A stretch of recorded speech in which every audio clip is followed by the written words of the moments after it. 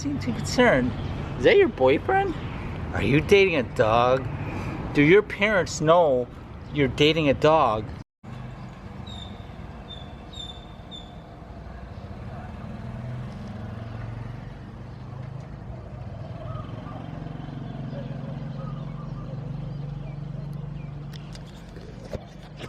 Welcome to the sun.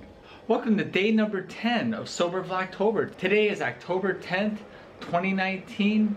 Alright, right now I am brewing my coffee, morning coffee. And also I'm going to have it with pistachio milk. I don't know if I've ever had it before. You know, I don't mention anyone's names like when I talk, like any of the people who comment on my videos or my viewers. Just because, you know, I don't have your permission, I don't want to embarrass anyone, whatever. But one viewer suggested on the video I made about being clean, he said that there was some show he saw or something where some guy had trouble with cleanliness, and the thing that helped him every morning, which I don't do, is he started making his bed every morning. You could probably count on two hands how many times I've made my bed. I don't make my bed because I'm like, hey, son. My reasoning is, you know, you're gonna mess it up in a couple hours, so why bother? It's a good feeling making your bed, so I'm gonna try to make that a new habit, making my bed. All right, let me pour my coffee, try the pistachio milk, see how it is, and I'll talk to you guys later.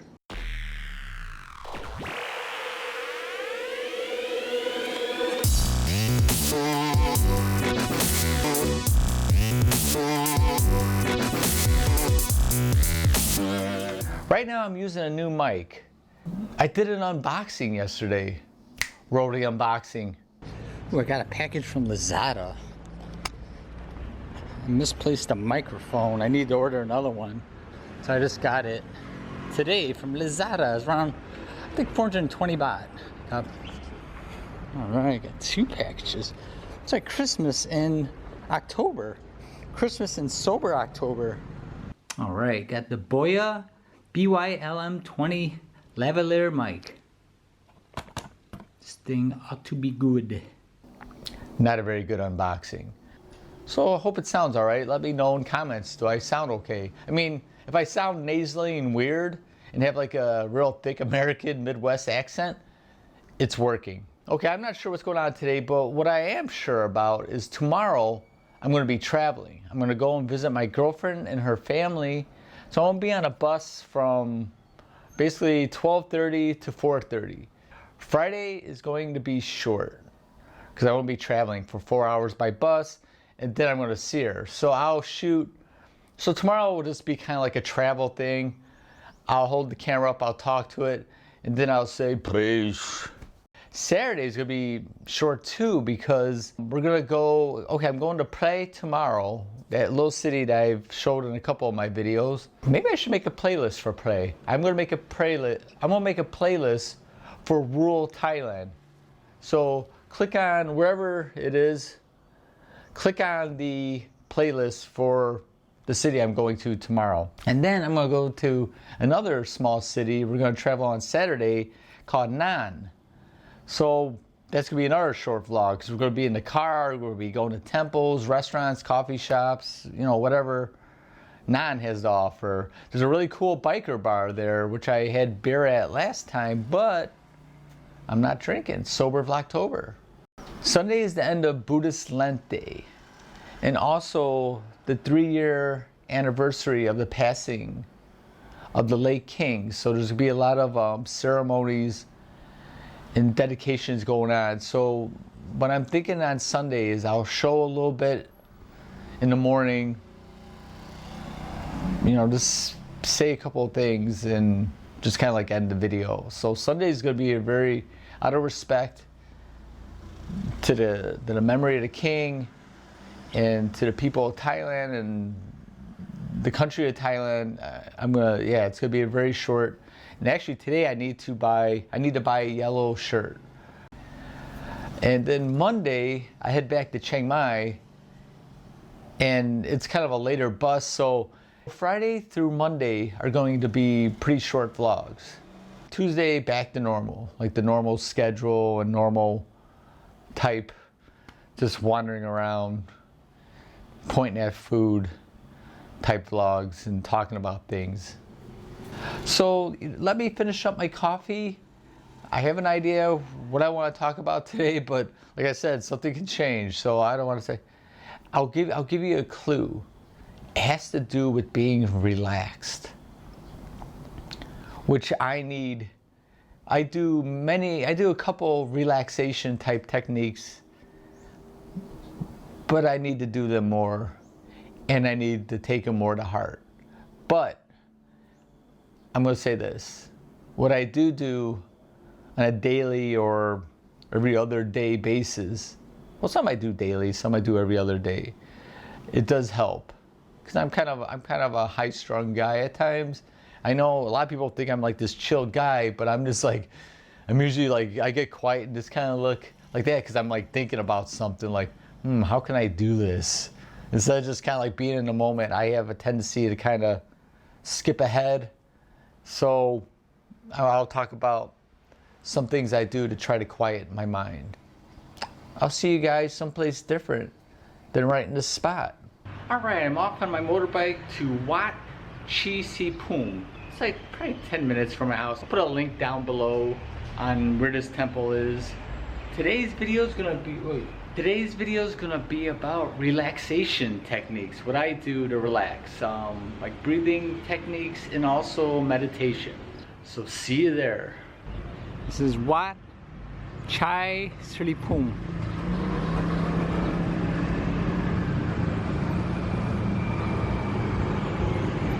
I got to the temple, but looks like it's closed right now. Hey guy, where are you going? Don't go there, it's busy. Hey, Ma. Bye-bye. Alright, gonna keep track. Keep the riffraff out. Good for you, dog. Thanks for keeping this temple safe. Yeah, each of these statues, they represent the day of the week that you're born. I was born on a Tuesday. So I am the reclining Buddha.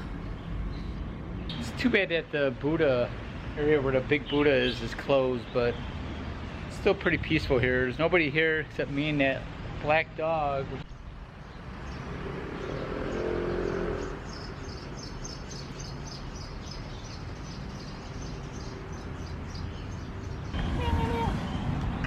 Aww, look at these animals here, they're so nice. Hello. Hello. Hey kitty. There's some nice animals here. I think this is a good spot to talk. Let's do it here. Dogs look at me like I'm crazy. Alright, as I mentioned back at my apartment, that this videos will be about relaxation and some of the techniques I use to like relax. I can be pretty high strung sometimes. In Thai they say kip mak, that means I think a lot. So I do think a lot sometimes. Sometimes good, sometimes bad. So when I was a little kid, I remember, I was a worried kid. I had trouble falling asleep. So my mom, she had these cassette tapes. My mother was into a lot of new age stuff. And she picked up these guided meditation audio tapes.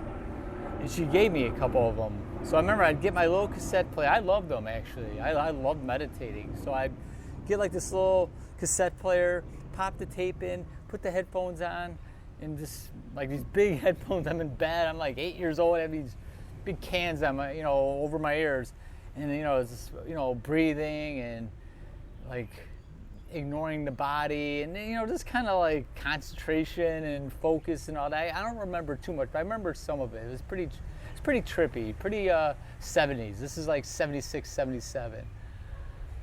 So that was my first introduction to meditation. And I found it pretty helpful. So fast forward to my early 20s, I was in college. I remember I had to do a research paper. So I did a research paper on the life of the Buddha. And I remember I found it really interesting. And then, I turned the paper in, got a C minus. I was happy. Yes, I passed. I didn't get a D. And then just, didn't really think much of it. So then after college, up to like my upper 20s, like 26, 27, I don't know, mid upper 20s, I noticed that I would get very, very angry. I had really bad anger issues. I never like hit anybody, never got into fights, but I was very stressed. Like all the time I felt like on edge. So I don't know, I just thought about like that paper I did in college about the Buddha. I'm like, well, I'm not like a religious person, but I think I remember that it wasn't like very religious. It's more, like a philosophy or whatever. So I was like, maybe I should give, meditation a try. Maybe I should try to find a temple near me. So I remember this is before Google was around and the web was just kind of so-so at that time. I'd pull out the yellow pages and I looked under churches and then Buddhist subcategory, and I found 2 churches. I found one really close to me. It was like this Japanese SGI temple, and then I found one that's a little far. It was a Thai Buddhist temple. So I'm like, well, I like Chinese food, so maybe I should check out that Thai one. But I was like, nah, this Japanese one was kind of close to my house. So I remember I went. I couldn't find it. Anyone that knows me knows I'm bad at directions. Now I'm bad at directions. When I was a little kid, I'd get lost. I'd get lost in my own bedroom. I'd get lost in my own thoughts. So I couldn't find the one that was near me. So I called the temple, the Thai Buddhist temple. I remember I talked to an Ajahn Banyet, great abbot at this temple, Thai guy. I think he's from around Bangkok. Yeah, I can't remember where he's from. And I talked to him. I was like, I want to learn meditation. And he's like, yeah, we have an American monk. Come and speak to him, and he'll show you meditation. So I made an appointment to come like on a Wednesday. There was a really bad ice storm. My mom's like, don't go out, it's too dangerous. Like, no, I made the appointment. I don't want to cancel. So I ended up going to this Buddhist temple during like this ice storm. It was crazy. I remember going down Route 83, and I had this Dodge Stratus. Oh no, I might have had a Chevrolet Chevette, doesn't matter. And I'm going down this thing, kind of like fishtailing it a little bit. And I finally found this place. It's kind of weird. I said I'm bad at directions. I'm in some town that I've never been in before. And it's pretty easy to find. But still, there's been plenty of easy places for me to find that I haven't been able to find. So I got there, and long story short, I talked to this American monk, Ajahn Yanasafano. I don't know if I'm saying his name right. Really good guy. He's from Kentucky. Really good teacher. Well, let's just say I really hit it off at this Thai temple. Yeah, that's how I got interested in Thailand. I would go every Tuesday night. They had like group meditation. I would go, and there's like Vipassana. I'm not going to get into too many technical terms because I'm not a teacher. I'm just some layperson. I'm a practitioner. I've had my ups and downs with meditation. I've kind of been on an upswing with doing it with success. But yeah, basically you just learn, the meditation you learn is just close your eyes, sit on the floor, sit on a chair, and just notice your breath. You think in and out, in and out. And if you start thinking, you kind of just notice. You don't try to stop thinking. You just don't get attached to it. And that's what I loved about when I first started learning about like Buddhist meditation or Vipassana meditation or insight meditation. Well, the same thing, but there's many different types of meditation. There's mantra meditation, but just kind of how you just kind of focus on something. You're not attached to what you're focusing on. You just kind of notice it for what it is, for the qualities that it has. And if something comes up, pain, a thought, a noise, you just kind of notice it and you move on. And that's what I really loved about it, is just letting go. Because as a kid, as a teenager, as a young adult, letting go was kind of a foreign concept to me. So I try to meditate every day now. I've gone to a bunch of retreats. I've gone to Goenka retreats, if anyone's ever heard of those, like these really strict 10-day retreats. I done retreats in Chiang Mai before. I was ordained as a monk for a couple weeks. I need to do a video on that when I was a monk in Chiang Mai. I was a monk at Wat Chai Si Phum for 2 weeks. So yeah, I've been meditating for a while, and that's kind of always my saving grace. If I'm ever driving, if I'm ever riding my motorbike, driving my car back in America, sitting at work, I just kind of come back to the now. Don't race forward to the future. Don't go back in the past. I just stay in the now. Another thing I do, which is kind of a meditation, it's like a breathing technique. It's called 4-7-8.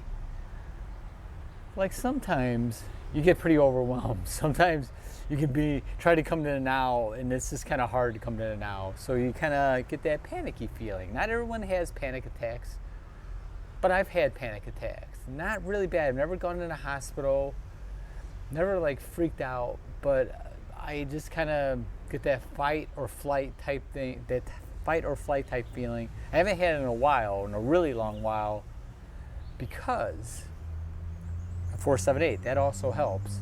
So 4-7-8, you breathe in for 4 seconds, then you hold it for 7 seconds, and you breathe out hard for 8 seconds, then repeat.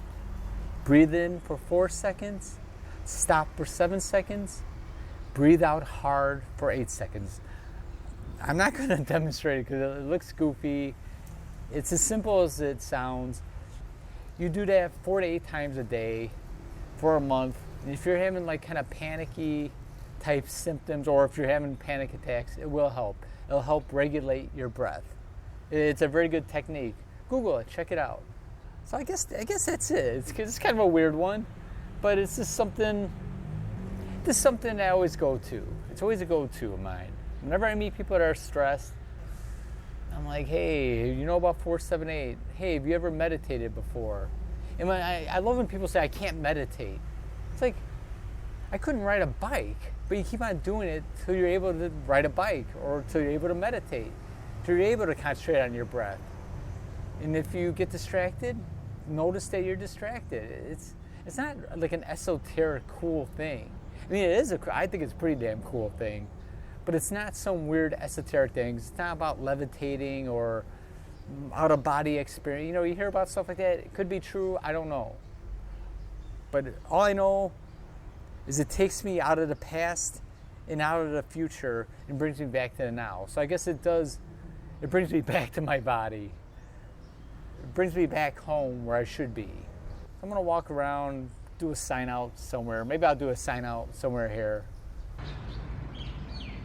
Temple's right by the busy street, right by the moat.